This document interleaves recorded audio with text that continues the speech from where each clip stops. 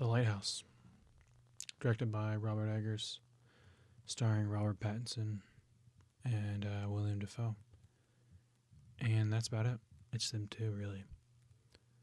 I know there's like a few more actors in it, but it really is just them two. Basically the entire movie. And this movie lives off those performances. I mean, this movie was confusing to watch. Doesn't help that I was laying down. It was nighttime. May have fallen asleep. It's one of those movies that you don't really know what's going on, especially with the first watch. I'll say. I watched it and I just was very confused about not only what this movie's plot was, about what's actually happening. This is the type of movie where I immediately go to YouTube and like look up some videos about what people think, them explaining it, their theories. And it's one of those movies where it's kind of open-ended. I don't think there's a definitive, not necessarily like statement about what's exactly going on. So Robert Pattinson's character, Sully's going mad. And he, driven by Dafoe's character. I can't think of the character names. That's right, Thomas Wake's Dafoe's character. Thomas Howard is Pattinson's character. And I watched a video about how they're basically the same person. And this guy broke down how Thomas Howard, who's Pattinson's character, is just the younger version of Thomas Wake. And I like that. Not like in the literal sense. Not in the literal sense they're the same person, but, this is kind of, the path that could happen from this lighthouse. Like, what is the light, I guess, is a question that's never fully answered. I don't think it's supposed to be. I think it's I saw a theory that has to do with sex. The light is sex. I'm not sure though. I'm completely kind of going off the top of my head. I don't have anything like script-wise written down. I do have some notes. In a movie like this, I mean, honestly, the very first thing you notice is how it's shot. In the 3:4 aspect ratio, or 4:3, and then of course black and white.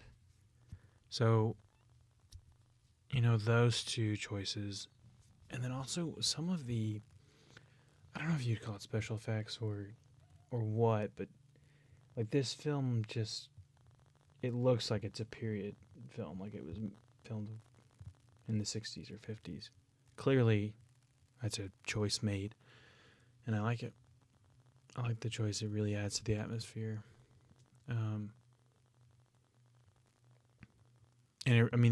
This film really lives off his performance. I know I've already said that, but William Dafoe is William Dafoe, but in like the best way, I think.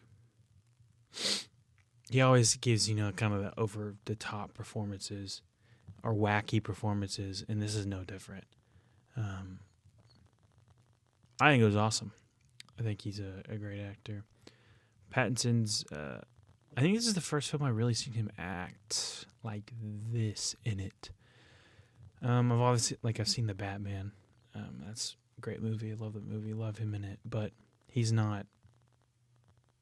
I mean, his performance is nothing like this, to be honest. It's way more subdued. But I think I've seen him in a few other stuff, but I think this is the most range I've seen from him. This film makes you question a lot about what's real, what you see. Especially young Thomas, Pattinson's character. Like what is he seeing that's actually real? And then you have old Thomas come in and try to convince him what he is doing and what he is seeing is not true. Um, and it makes you wonder, what happened to his old partner, Dafoe's old partner. Because young Thomas found his head. But was that real? I think it is. I think ultimately, that I guess it's up to interpretation or kind of whatever you want to believe. But I think ultimately, Dafoe's character, um, Thomas Wake, is holding this power over Thomas Howard, the young Pattinson's character, and this authority over him and trying to drive him mad, which it clearly works. And then kind of all comes to climax. I don't know if that's the right word, but it all comes to fruition at the end of the film, ultimately when they go through that storm and they wake up and then he reads the book of what Thomas Wake has written about him and how he's a bad worker and essentially lying the entire time about him. Clearly, I'm not sure. I guess he's trying to prevent him from ever seeing the light. He wants to hoard the light to himself, whatever the light is.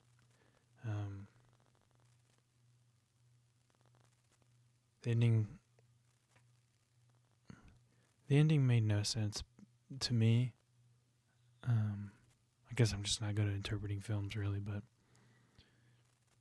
when Pattinson finally got to the light, and then he just fell all the way down the lighthouse, and then was eaten alive by birds, by the seagulls, which clearly comes back from previous in the film where he killed the seagull, and the seagull had the one eye, and then that one eye was missing from the head that he found, Dafoe's old partner, whatever. And he told him not to kill seagulls because they're the souls of the dead sailors. And, this film just has a lot of imagery and stuff like that. And maybe I shouldn't be talking about it after one watch, but this is just off the top, really, for the most part. I just kind of want to get this down so I can just kind of have my initial thoughts on the movie. I liked it a lot. I gave it a 4 out of 5 stars. It's not a favorite film of mine. I wouldn't say it's a favorite film, but I like things like this that try to be different. No, not try, that are different. And not necessarily different to be different. It's just a style. It's just cool. The whole film is like, I like films that so clearly portray a feeling. And this film doesn't, so much of it. It's not like I'm watching. It's like so far removed from Hollywood blockbusters, stuff like that. Not to sound pretentious, but it actually feels like you're watching a piece of art, because you are. But it's not. It's nothing like what I've seen recently in theaters. Yeah, and I just like films like that really that give you this feeling while you're watching it the whole time. Especially this one's more of an unsettling feeling. I think there's some funny parts in it, especially because William Dafoe's character makes some funny remarks. Little comedic elements, but clearly it's it's not a comedy. But yeah, I like this film a lot. I guess I should watch more of Robert Eggers' work. Clearly anything that William Dafoe's in is not guaranteed to be good, but guaranteed to get a good performance. Anything that Pattinson is in, really, I think nowadays is almost guaranteed to be a decent film. So yeah, that's kind of my thoughts on Lighthouse. It's obviously not written down or anything. I don't really expect this to be listened to by anyone, but it's more just like for myself. I just kind of want to make it like an audio journal almost for the films I watch. But okay, thank you for maybe listening.